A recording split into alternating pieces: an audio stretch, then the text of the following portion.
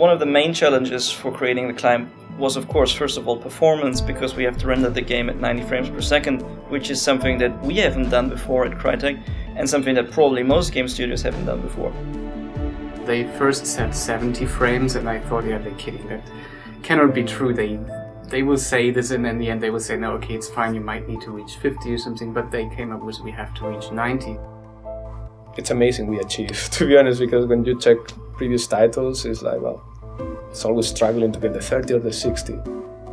VR players have the same expectation to visuals as they know from their screens, which is already dramatic for us because we have so much less power actually to work with when we go for 90 frames per second.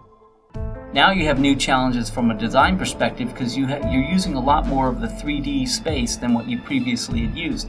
Fortunately for us, we have the CryEngine, which is well suited for this.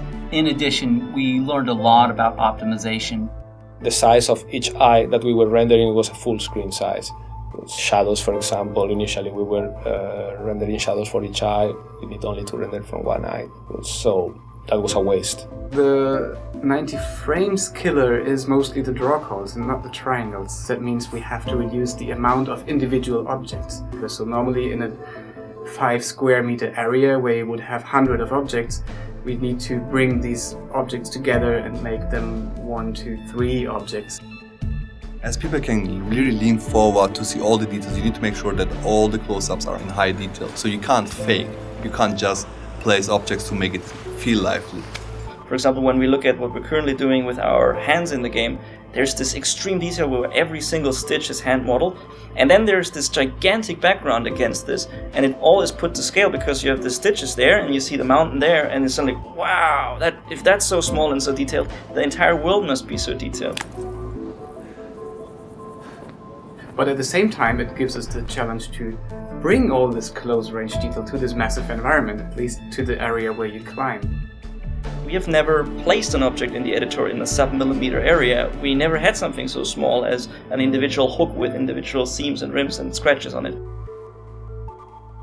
Everybody in AAA production knows normal map baking as their typical go-to process to make something look great on a screen. So you take detailed information on a high-poly model and bake it into a map for an object.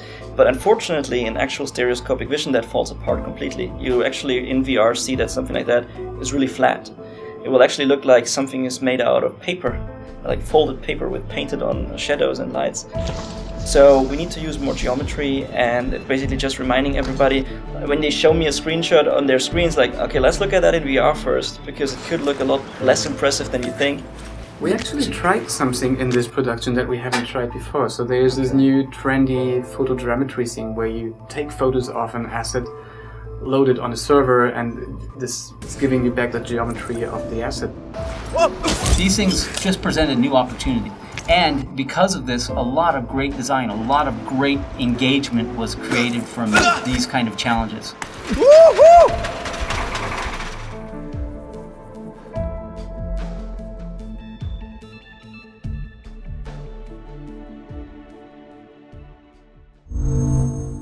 Achieved with CryEngine.